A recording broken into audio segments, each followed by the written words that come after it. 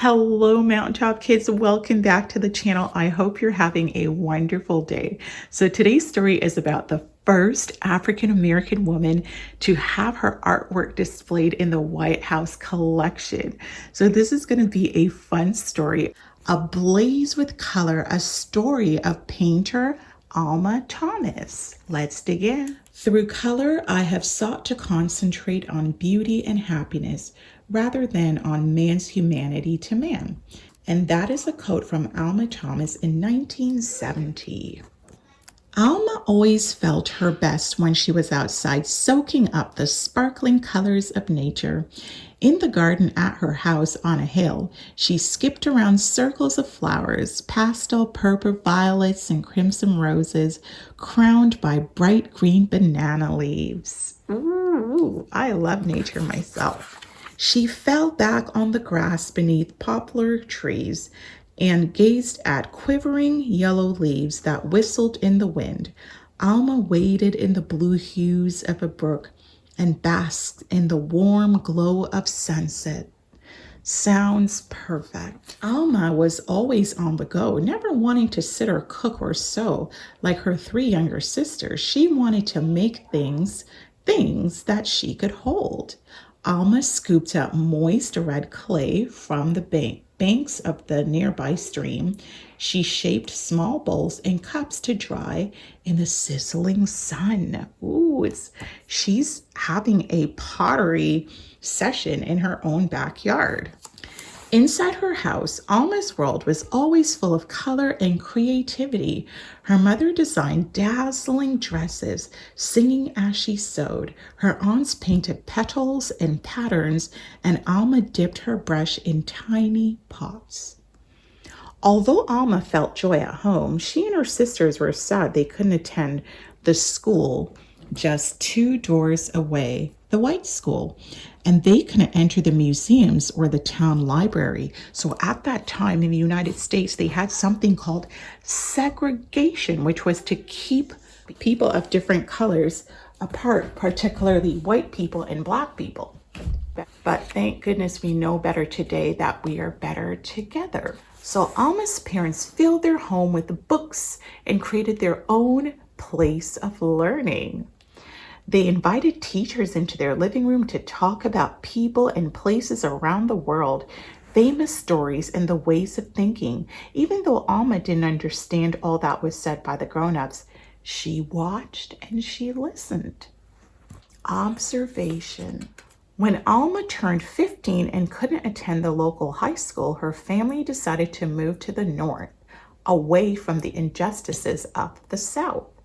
After the train crossed the state border, Alma's mother told her girls to take off their shoes and shake out the Georgia sand, honey, and never go back again. The family moved into a house in Washington, D.C., where Alma would live for most of her life.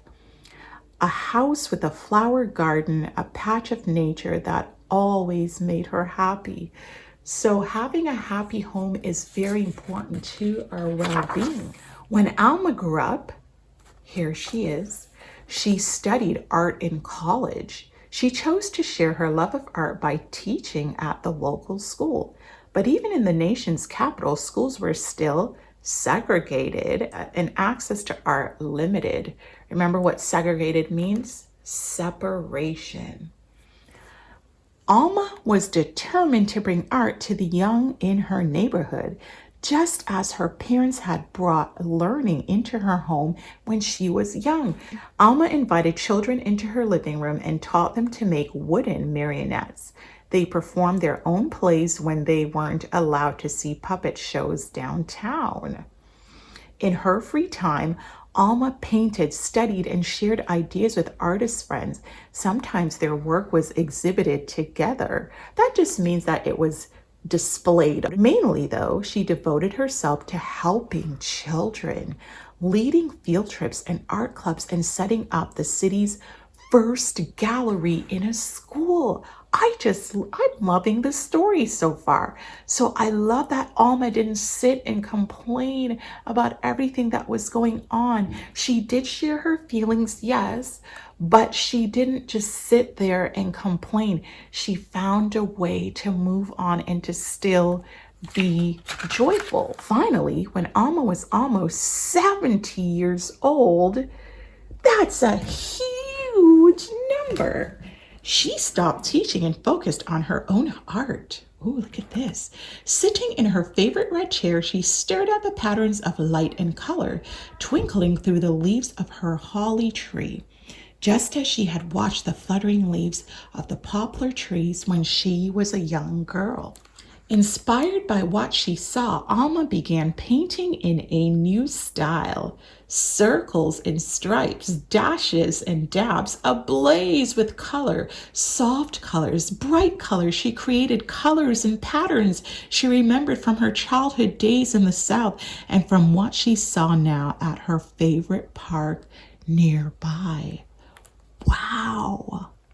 This looks so interesting, boys and girls. Have you tried this new style of painting?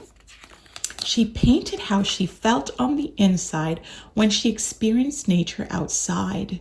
Nature is so calming. The wind, the sunshine, the flowers, how nature made her heart sing and dance even when life could be hard and unjust.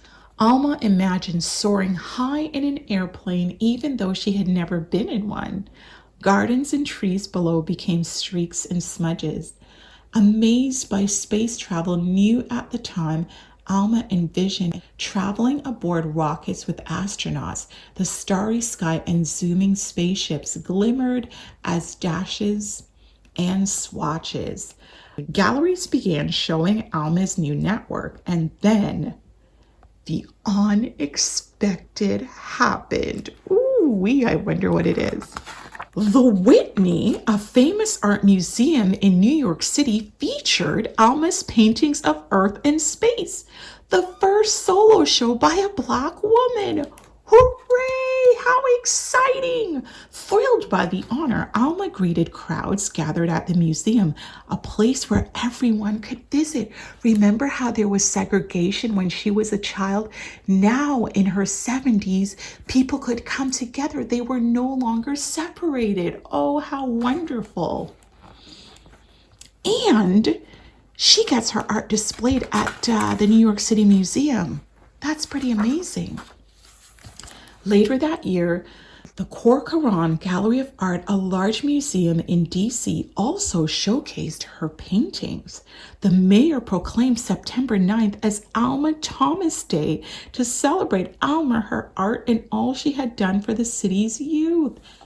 Sadly, Alma didn't live to see the momentous day when the first Black president and First Lady chose Alma's painting as the first artwork by a Black woman to be displayed in the White House, the home of the president's family and a symbol of the American people. Wow, what a great honor. Alma's art shimmered above a long table in the old family dining room at the White House, where famous leaders, teachers, and artists gathered, just as people had gathered in Alma's childhood home, just as children had gathered in Alma's DC house.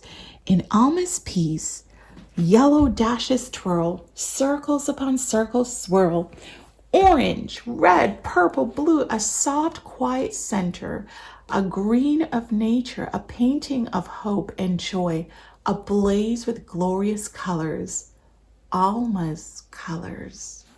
And look, here is a real-life picture of Alma. This is in her later days.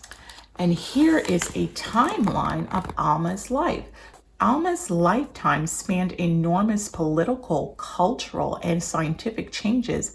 All right, friends, thank you so much for sharing this story with me today. Oh, it was such a wonderful story. I hope you learned more about Alma Thomas and even try some of your paintings in your classroom. So thank you for joining Mrs. B today, Mountaintop Kids, and I will see you soon. Take care. Bye-bye.